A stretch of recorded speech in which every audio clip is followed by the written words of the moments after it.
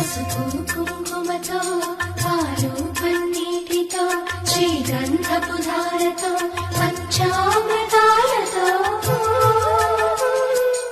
అంగాంగం తడుపుతూ దోషాలను కడుగుతూ గంగోత్రికి జరుపుతున్న అభ్యంగన స్నానం.